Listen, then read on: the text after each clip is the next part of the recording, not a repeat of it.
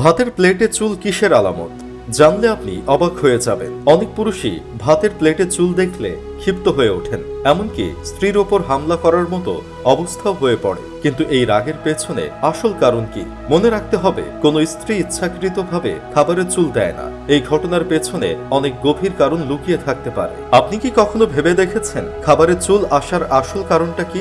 যদি আপনি এই বিষয়ে সচেতন হন, তাহলে হয়তো স্ত্রীর প্রতি আপনার আচরণে পরিবর্তন আসবে। আমরা সবাই চাই অন্যদের কাছে ভালো দেখাতে, কিন্তু অনেক সময় আমরা ভুলে যাই আমাদের স্ত্রীর প্রতিও ভালো ব্যবহার করা কতটা জরুরি। ইসলাম শিক্ষা দেয় যে স্ত্রীর প্রতি ভালো আচরণ করা একজন পুরুষের দায়িত্ব। স্ত্রীর প্রতি খারাপ ব্যবহার ইসলামের বিরোধী। আল্লাহ তাআলা পবিত্র কোরআনুল করিমের ভিতরে নিজেই বলে দিয়েছেন, 4 নম্বর পারার 20 নম্বর পৃষ্ঠার 3 নম্বর লাইন সূরা নিসার 19 নম্বর আয়াতে আল্লাহ তাআলা বলেন, তোমরা তোমাদের স্ত্রীদের সাথে ভালো ব্যবহার করো। স্ত্রীদের সাথে খারাপ ব্যবহার করা যাবে না। এজন্য স্ত্রীদের সাথে সবসময় আমরা ভালো ব্যবহার করব।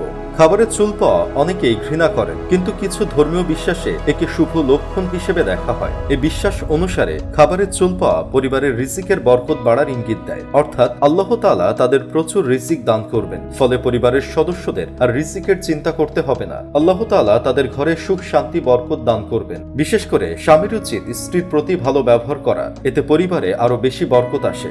ইমাম আবু ইউসুফ রহমতুল্লাহ আলাইহি, তিনি অনেক বড় মাপের একজন ইমাম ছিল। অনেক ভালো ভালো কাজ করেছেন, অনেক মানুষকে দ্বীনের দাওয়াত দিয়েছেন। একদিন তার স্ত্রী তার জন্য খাবার রান্না করেছিল।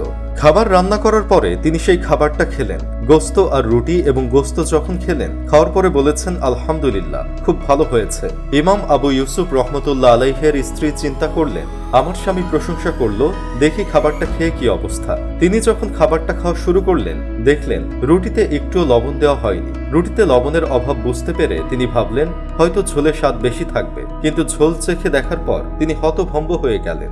ঝোলেও লবণ বা মরিচের কোনো ব্যবহার ছিল না, খাবারটি একেবারেই নিরস ছিল। তবুও ইমাম আবু ইউসুফ রহমতুল্লাহ আলাইহি খাবার খেয়ে প্রশংসা করেছিলেন। স্ত্রী খুশি হয়ে গেলেন যে তার রান্নার প্রতি স্বামীর এতটা ভালোবাসা ও শ্রদ্ধা রয়েছে।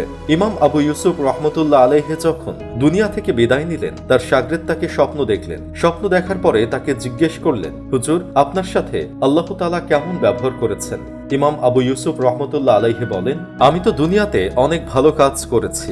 আমি কিতাব লিখেছি, মানুষকে দ্বীনের দাওয়াত দিয়েছি, কিন্তু আল্লাহ পাক রব্বুল আলামিনের কাছে একটা আমল খুব বেশি ভালো লেগেছে। ওই আমলের কারণেই আল্লাহ তাআলা আমাকে জান্নাতের ব্যবস্থা করে দিয়েছেন।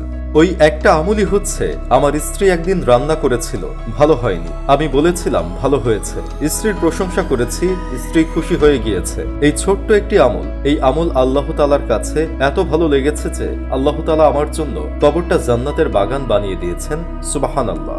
আসুন আমরা সবাই জীবন সঙ্গীকে সম্মান করি। সম্পর্কের মূল ভিত্তি শ্রদ্ধা। একে অপরকে অপমান না করে ভালোবাসা বাড়াতে হবে। আল্লাহ তাআলা আমাদের সবাইকে এমন এক সুন্দর সম্পর্ক দান করুন যাতে আমরা সুখে থাকতে পারি। আমিন।